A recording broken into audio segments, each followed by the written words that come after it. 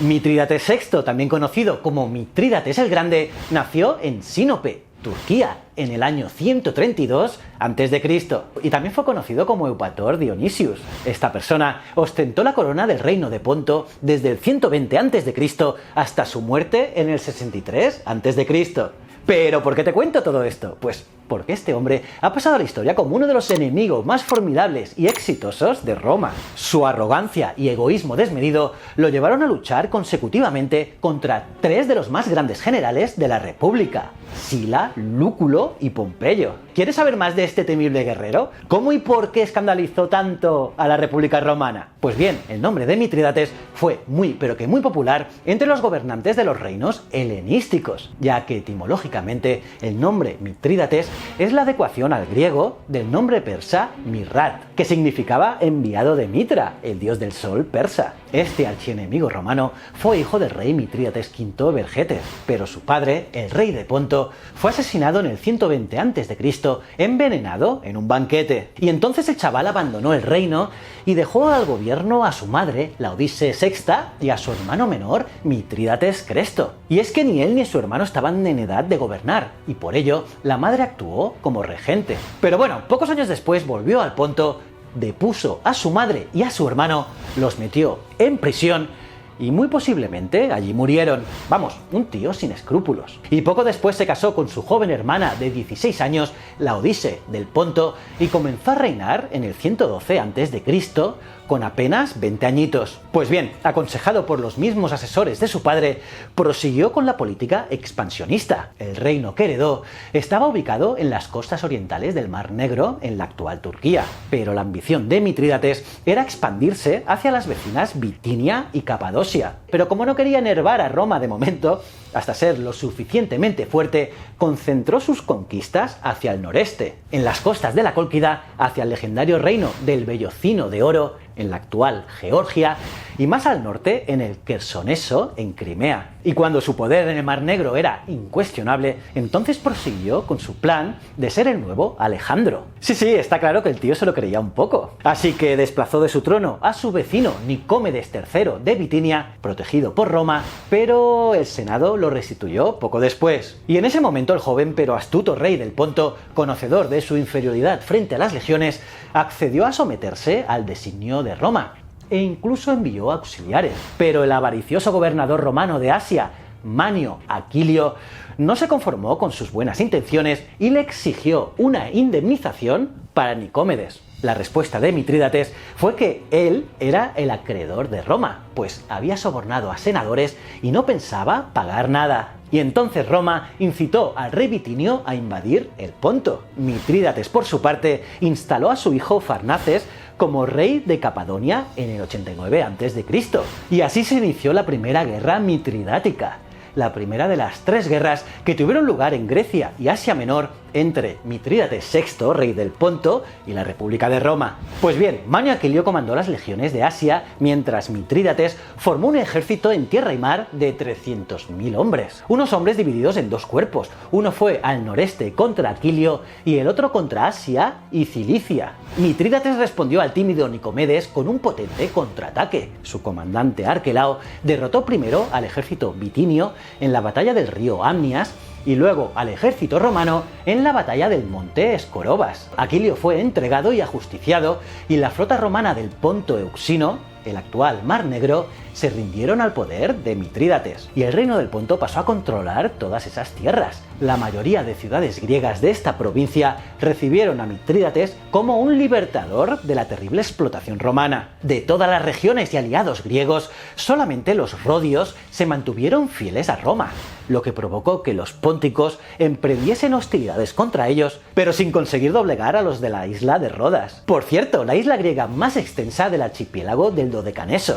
Y bueno, curiosamente, los piratas cilicios, verdadero azote de la navegación comercial en esos tiempos, entraron al servicio del Ponto en un anticipo de lo que serían los corsarios del siglo XVII. Y en una de estas batallas navales contra los rodios, el propio Mitrídates casi fue capturado. Sí, y aquello lo enfadó tanto que después de no poder invadir Rodas y en respuesta al crecimiento de la influencia de la República Romana en Asia Menor, el rey Mitrídates VI del Ponto utilizó el descontento causado por los impuestos republicanos para dirigir la matanza de todos los ciudadanos romanos e itálicos que vivían en la península de Anatolia. Sí, fue una auténtica masacre, y por ello alrededor de 80.000 hombres, mujeres y niños también, todos de origen itálico, fueron ejecutados en las llamadas vísperas asiáticas. Una masacre indiscriminada que le colocó el dudoso galardón de ser el enemigo público número 1 de la República de Roma. Y en el año 88 a.C., tras la expansión, buena parte de la Grecia continental, que estaba igualmente explotada por Roma, apoyó a Mitrídates. Y por ello Roma envió a Lucio Cornelio Sila. Lo hizo como contraataque y logró golpear fuerte en Beocia y cercar el Pireo y también Atenas. Sila fue uno de los más notables políticos y militares romanos de la era tardorrepublicana y era perteneciente al bando de los optimates. Pero paralelamente a todo esto, en la ciudad romana, el Partido Popular se adueñó del Senado, tras el retorno de Cayo Mario desde África, propiciado por Sina. Y claro, aquel cambio de poderes dejó a Sila en una situación muy precaria, al ser este un claro adversario de los populares por ser optimate. En fin, que por todo esto, Cayo Mario inició entonces la persecución y asesinato sistemático de los seguidores de Sila, ensañándose muy fuerte con sus familiares directos y amigos e incluso expropiando sus propiedades. Casi nada, ¿eh? Mientras en Grecia, Sila tomó Atenas en el 86 a.C.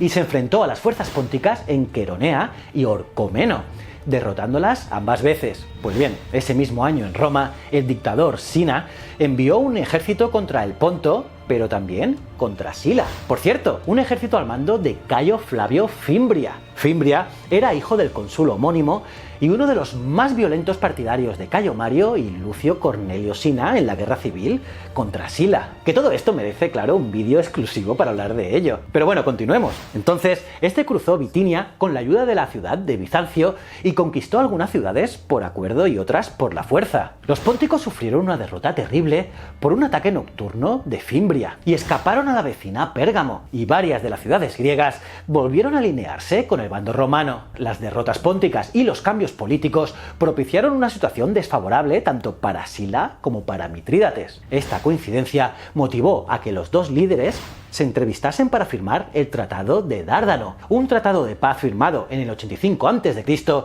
por el que Ponto entregó 70 trirremes, que eran unas naves de guerra, y también tuvo que dar 2.000 talentos y renunciar a Capadocia y Bitinia, todo a favor de Roma, y con esta firma concluyó la primera guerra mitridática. Y tras ella, Sila dejó a Mitrídates el control de su reinado pese a su derrota, y su legado Lucio Licino Murena se quedó en Asia al mando de 2 legiones, pero Murena acusó a Mitrídates de estar rearmando sus ejércitos y por ello volvió a invadir el Ponto. Y comenzó así la segunda guerra mitridática, que duró unos años hasta que Murena fue derrotado por Mitrídates. Entonces, Murena decidió que lo más sabio era obedecer las órdenes de Sila y dejar al rey y su reino en paz. Pero pese a todo ello, 8 años después, tuvo lugar la tercera guerra mitridática. Y es que después del tema de Murena, el león del Ponto se recuperó apoyándose en su yerno Tigranes, que era rey de Armenia. Y en el año 75 a.C., en plena guerra civil en Hispania,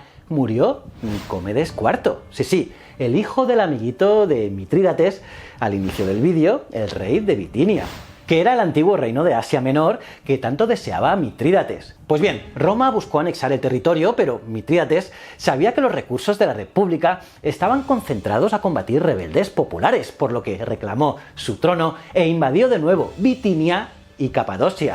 Y de esta manera, ahora sí, se inició la tercera guerra mitridática. Y ojo, que por esas fechas se firmó una alianza con el legendario general popular sublevado contra el Senado de Roma, que ya hemos hablado aquí, hicimos 3 vídeos, el Gran Sertorio. Sí, se unió a Quinto Sertorio para que ambos peleasen contra Roma tras la guerra. Y como te digo, ya hablé de Sertorio hace unos días y te lo dejo por aquí arriba, que seguro te va a encantar. Así que bueno, en el año 74 a.C., el ejército póntico, instruido por un general de Sertorio llamado Mario, venció a los romanos con sus propias técnicas, invadiendo así casi toda la provincia de Asia. Pero 2 años después, cuando finalizó la guerra de Hispania, el Senado romano volvió a afincarse contra Pontos, buscando venganza por las vísperas asiáticas. Y es que Roma, como no, aún se acordaba del linchamiento a los itálicos, que era normal, vamos. Entonces, Pompeyo el Grande se encargó de liderar las legiones desde Cilicia por Capadocia y hasta el Alto Éufrates, donde obtuvo una gran victoria. Por ello, Mitrídates tuvo que huir al reino del Bósforo, donde se reorganizó y planeó trasladar la lucha a Italia. Pero en el 63 a.C., su hijo bastardo Farnaces se sublevó en Panticapea y Mitrídates, arrinconado y traicionado, fue forzado a suicidarse por su propio hijo. Sí, alucina. Y entonces, ya como Farnaces II del Ponto, pactó con Roma la paz para reorganizar sus ejércitos, un pacto que rompió después en el año 47 a.C.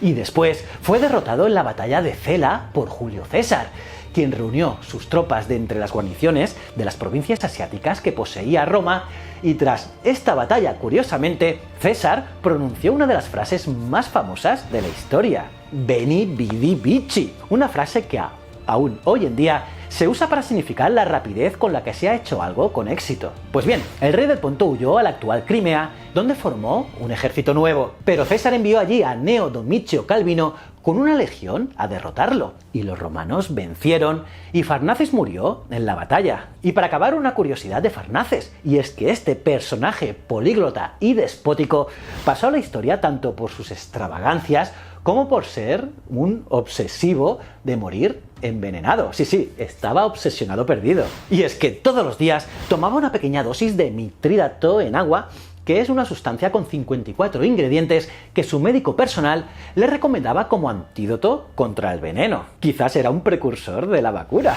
Y de hecho, lo intentaron matar así en 3 ocasiones, pero sobrevivió siempre. Aunque al final, irónicamente, fue la espada quien le quitó la vida. Y nada más por hoy. Nos vemos en el próximo vídeo. Y si te gusta la historia, dale al botón de suscríbete, que es gratis. Aquí te dejo un vídeo que te va a encantar seguro. Y mis otros canales, para que los investigues. Y recuerda, el conocimiento es un requisito esencial para la supervivencia. Muchísimas gracias.